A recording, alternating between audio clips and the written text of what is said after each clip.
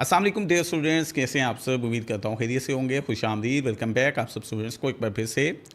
Boom crash basic course part number 9 है हमारे पास। और आज की इस वीडियो के अंदर हम लोग डिस्कस करेंगे कि हमें मार्केट के अंदर खरीदने या बेचने का फैसला किस तरह से करना है। क्या हमें मार्केट को सिर्फ अंदाजे से देखकर बाय और सेल की ट्रेड करनी है? नहीं, ऐसा बिल्कुल नहीं है। हमें मार्केट के अंदर कभी भी अंदाजे से ट्रेड नहीं करनी। अभी आप सब स्टूडेंट्स का बेसिक कोर्स चल रहा है। बेसिक कोर्स के अंदर हम लोग इंडिकेटर्स को इस्तेमाल करते हुए अपनी मार्केट में बाइंग या सेलिंग की ट्रेड ओपन करेंगे। और नेक्स्ट जब आप लोगों का बेसिक कोर्स कंप्लीट हो जाएगा, एडवांस कोर्स स्टार्ट होगा, तो एडवांस कोर्स के अंदर हम लोग डिफरेंट एडवांस ट्रेडिंग मेथड्स को, डिफरेंट जो है वो एडवांस स्ट्रेटजीज को सीखेंगे और उनके थ्रू मार्केट को एनालाइज करके, मार्केट को मुकम्मल रीड आउट करके फिर उसके अंदर बाइंग या सेलिंग किया करेंगे। कभी भी मार्केट के अंदर अंदाजे से हम लोगों को ट्रेड नहीं करनी। अब हम लोग डिस्कस करते हैं इंडिकेटर्स क्या होते हैं, इनको कैसे चार्ट पर अप्लाई करते हैं और कैसे ये मार्केट के अंदर हमें जो है वो सिग्नल्स देते हैं। इंडिकेटर्स बेसिकली बोला जाता है मुख्तलिफ ऑटोमेटेड टूल्स को। ये टूल्स जब हम लोग चार्ट पर अप्लाई करते हैं तो ये मार्केट की जो प्रीवियस मूवमेंट होती है उसको रीड आउट करते हैं, उसको एनालाइज करते हैं, और जो करंट मार्केट की सिचुएशन होती है ये उसको मुकम्मल एनालाइज करके प्रीवियस और करंट सिचुएशन को मिलाकर मार्केट के अंदर नेक्स्ट जो मार्केट में बाय का या सेल का सिग्नल मिलता है वो हमें चार्ट पर शो करते हैं और इन्हीं के थ्रू हम लोग मार्केट में बाइंग या सेलिंग करते हैं। अब हम लोग बढ़ते हैं अपने टैब की स्क्रीन पर, डिस्कस करते हैं कि हमारे पास इंडिकेटर्स कहाँ पर मौजूद हैं, इनको कैसे चार्ट पर अप्लाई करना है। लेकिन एक बात याद रखिएगा, इंडिकेटर कोई एक फर्द वाहिद टूल नहीं है। इंडिकेटर्स बहुत सारे मौजूद हैं जिनको मुख्तलिफ एनालिस्ट ने इजाद किया है। अभी आज की इस वीडियो के अंदर हम लोग डिस्कस करेंगे आरएसआई इंडिकेटर के बारे में। आरएसआई इंडिकेटर को आप लोगों ने कैसे चार्ट पर अप्लाई करना है और कैसे इसके थ्रू मिलने वाले सिग्नल्स पर आप लोगों ने चार्ट के अंदर अपनी बाय की या सेल की ट्रेड ओपन करनी है। जी स्टूडेंट्स, मैंने जो है वो अपने टैब की स्क्रीन आप सबके साथ शेयर कर दी है। इसके अंदर जो है वो हमारे पास ये अभी MT5 का हमारा फर्स्ट पेज ओपन है। हम सिंपली जो है वो चार्ट्स वाले ऑप्शन पे आकर जो है वो ये चार्ट्स वाला इंटरफेस ओपन कर लेंगे। अब जैसे ये इंटरफेस हमारे सामने ओपन होगा, अब यहाँ अगर आप ऊपर की तरफ देखें तो यहाँ पर हमारे पास ये टाइम फ्रेम वाला जो है वो बेसिकली ऑप्शन शो हो रहा है। मैं यहाँ पर मार्किंग भी कर रहा हूँ। इसके साथ हमारे पास ये ऑप्शन मौजूद है जिसके अंदर हमारे सारे के सारे इंडिकेटर्स मौजूद हैं। या अगर आप उस ऑप्शन की तरफ नहीं जाना चाहते तो सिंपली आप अपने चार्ट पर क्लिक कर देंगे। चार्ट पर क्लिक करेंगे, टाइम फ्रेम वाला सर्कल शो होगा और टाइम फ्रेम वाले सर्कल के अंदर आप ये नीचे की तरफ देखें, मैं मार्किंग कर रहा हूँ, ये ऑप्शन मौजूद है। इसके अंदर हमारे सारे के सारे इंडिकेटर्स मौजूद हैं। लेकिन अभी हम लोग डिस्कस करेंगे जस्ट आरएसआई इंडिकेटर को। सो सिंपली मैं इस पर क्लिक कर देता हूँ। जैसे मैंने क्लिक किया मेरे सामने कुछ इस तरीके का इंटरफेस शो होगा। अब मैं यहाँ कॉर्नर में मौजूद F+ का जो ऑप्शन है उस पर क्लिक कर दूंगा। जैसे मैंने इसके ऊपर क्लिक किया ये न्यू विंडो मेरे सामने ओपन हो गई। अब यहां पर हमें सर्च आउट करना है हमारा आरएसआई इंडिकेटर। ये सी शॉर्ट फॉर्म में, लॉन्ग फॉर्म में हम इसको रिलेटिव स्ट्रेंथ इंडेक्स का नाम देते हैं। तो अब हम इसको सर्च करते हैं। थोड़ा सा हम इसको जो है वो नीचे की तरफ स्क्रॉल डाउन करेंगे तो ये देखें यहां पर हमारे पास रिलेटिव स्ट्रेंथ इंडेक्स हमारा इंडिकेटर मौजूद है। सिंपली आप इसके ऊपर क्लिक कर देंगे। जैसे क्लिक करेंगे यहां पर इसका ये वाला इंटरफेस जो है वो शो होना स्टार्ट हो जाएगा। अब इसके अंदर ऊपर की तरफ जो इसकी सेटिंग है, जो बाइंग या सेल के जो है वो लेवल्स हैं वो आपने सेम रहने देने हैं। बट नीचे की तरफ आप ये लास्ट में देखें, ये जो स्टाइल्स का ऑप्शन है, आप यहां से क्लिक करेंगे कि आप अपने उन लेवल्स का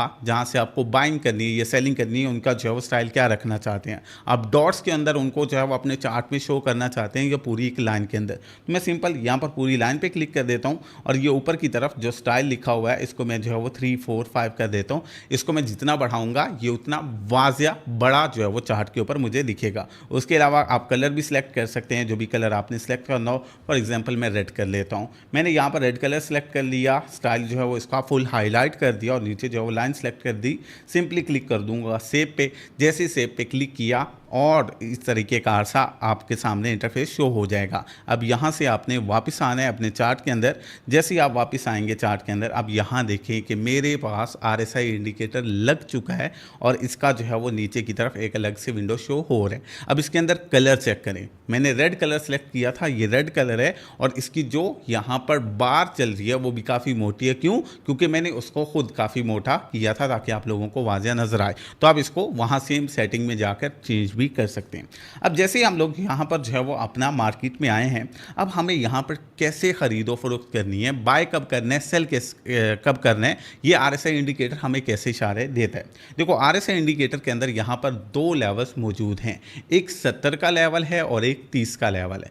जो यहाँ पर 70 का लेवल है ये जो है वो इस्तेमाल होता है यहाँ पर सेल की ट्रेड करने के लिए। इसके बरक्स जो हमारे पास नीचे की तरफ 30 का लेवल है वो यूज़ होता है बाय की ट्रेड करने के लिए।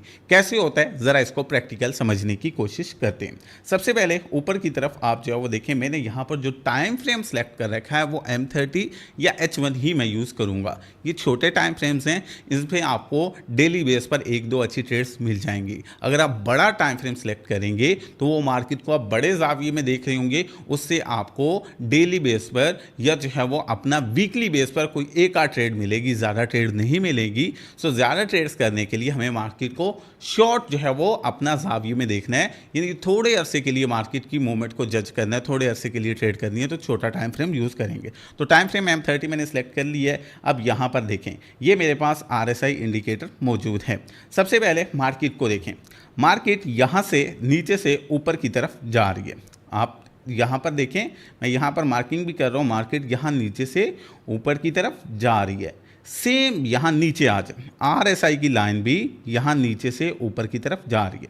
अब जैसे ही RSI की लाइन नीचे से ऊपर की तरफ गई है और RSI की लाइन ने 70 को टच किया तो ये हमारे पास एक सेलिंग पॉइंट है। अब हमें यहाँ पर क्या करना है, जैसे RSI की लाइन 70 को टच करेगी और वापस मुड़ने लगेगी, हमें यहाँ पर सेल की ट्रेड करनी है। तो देखें यहाँ से जैसे जो RSI की लाइन गई है 70 को टच किया है और वापस मुड़ी है, तो हम इस जगह पर इस पॉइंट पर ये RSI ने जैसे 70 को टच किया और वापस मुड़ी लाइन हमने सेल की ट्रेड लगानी है। सेम ऊपर भी देखें कि जैसे हमने यहाँ पर सेल की ट्रेड लगाई, मार्केट से ये सीधा नीचे आ गई। फिर मार्केट सीधा नीचे आ रही है, RSI की लाइन भी सीधा नीचे आ रही है। अब जैसे ही RSI की लाइन यहाँ नीचे आकर 30 की लाइन को टच करती है तो ये हमारे पास एक बाइंग सिग्नल है, अब आपको बाय करना है। तो जैसे RSI की लाइन ने ये 70 की लाइन को टच की है और इससे वापस मुड़ने लगी है तो यहाँ से हम लोगों ने बाय करना है। सेम यहाँ मार्केट के अंदर देखें कि हम लोगों ने यहाँ से बाय किया और ये मार्केट सीधा ऊपर की तरफ चली गई है। फिर इसी तरह मजीद देखें, यहाँ पर जो है वो RSI की लाइन दोबारा से जो है वो अपना 30 के लाइन की तरफ आई है, लेकिन इस बार लाइन 30 से नीचे की तरफ क्रॉस कर गई है। जो हमारे पास RSI की लाइन है उसने 30 का लेवल नीचे क्रॉस कर दिया। अभी हमें ट्रेड नहीं करना। अब ये लाइन जब वापस निकलेगी और 30 के लेवल से ऊपर की तरफ बढ़ेगी, यानी यहाँ देखें ये लाइन नीचे की तरफ आई, अब जब ये वापस निकली तो ये जब दोबारा से लाइन 30 से ऊपर गई, हमें अगेन यहाँ से जो है वो मार्केट में क्या करना है, बाय करना है। जब 30 की लाइन को टच करके मार्केट ऊपर जाने लगे फिर भी बाय करना है, या अगर 30 से लाइन नीचे आ जाए तो फिर इंतज़ार करना है। फिर जब ये वापस निकलेगी ऊपर की तरफ, तो जैसे यहाँ वापस ऊपर की तरफ निकली है तो हमें यहाँ बाय करना है और ऊपर देखें मार्केट यहाँ से सीधा ऊपर की तरफ। मजीद पीछे जाता हूँ, एक आध जो है वो आपको और एग्जाम्पल दिखाता हूँ। यहाँ पर देखें, अब मैं यहाँ पर आप लोगों को 70 के लेवल की एग्जाम्पल देता हूँ। यहाँ से RSI की लाइन जो है वो ऊपर की तरफ जा रही थी, ऊपर की तरफ जाकर यहाँ लाइन ने 70 के लेवल को टच किया और इसको ऊपर क्रॉस कर गया। अभी ट्रेड नहीं करनी। जब ये लाइन वापस नीचे की तरफ मुड़ेगी, वापस नीचे की तरफ निकलेगी, तो अब जैसे ये वापस नीचे की तरफ निकली है यहाँ से आपको सेल करना है और ऊपर देखें यहाँ से आपको जो है वो मार्केट में यहाँ से ट्रेड मिली और ये सीधा मार्केट नीचे आ गई।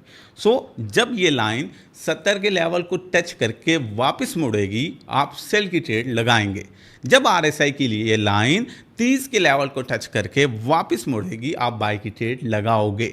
बट बाज़-औक़ात क्या होता है कि लाइन जो है वो 70 को ऊपर क्रॉस कर जाती है और 30 को नीचे क्रॉस कर जाती है।